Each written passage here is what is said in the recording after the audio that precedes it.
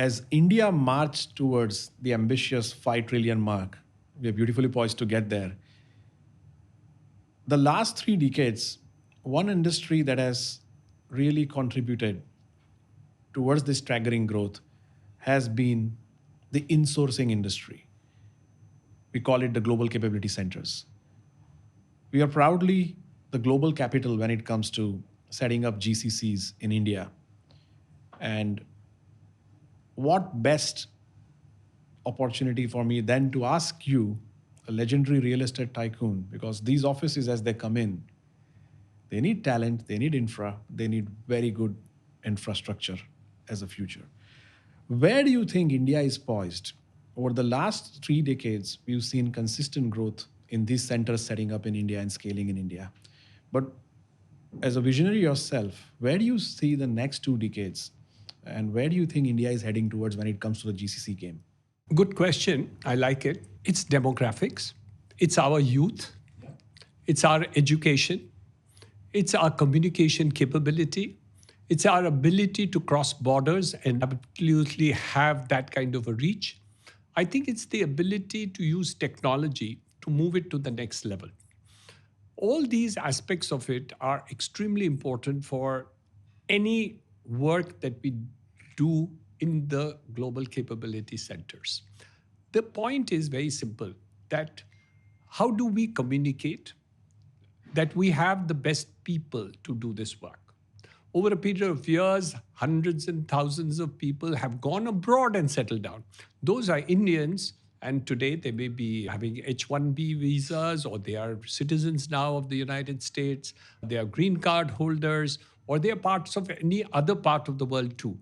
But they have actually given a confidence to the people overseas that Indians can be trusted, they are good, they have the innate capability to do work for us and do it at a price which is much more competitive. So I think the combination of all these factors of the human being is extremely important. The second is the India story, Right. the Bharat story. And I think that is extremely important. Over a period of years, whether it is Bangalore, whether it's Hyderabad, whether it's MMR, whether it's NCR, or it is Chennai, I think all the regions have actually contributed for the purposes of taking global capability centers, which have actually done a huge jobs in terms of it. And this is also true because people have done it and they found it very useful, profitable, economical, and extremely good. I know about several companies which had set up the capacity centers in India, thinking that only the lower end back end work would be done in India. Not anymore. Now they want to put the top end people at the back end of all the things that are done. They do research. They do all sorts of activity which at that point of time, earlier 10, 20 years ago, they thought this cannot be delegated to India. Now, a lot of that work is happening, and that is the reason why they are growing so fast. And once one company does extremely well in India, in these centers, the other competing companies understand that there is a benefit of actually setting it up in India.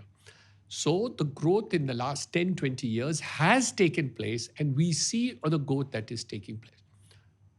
India, one of the trusted countries. Atmanirbhar Bharat, the Prime Minister is leading it extremely well. So post-China, China plus one, we find that probably we will be able to attract much more now than ever before. And especially with immigration being a challenge in the United States and various other countries of the world, I think setting up these centers puts great talent available to the global capability centers. So I think there's a double surgence in both these aspects of it put together.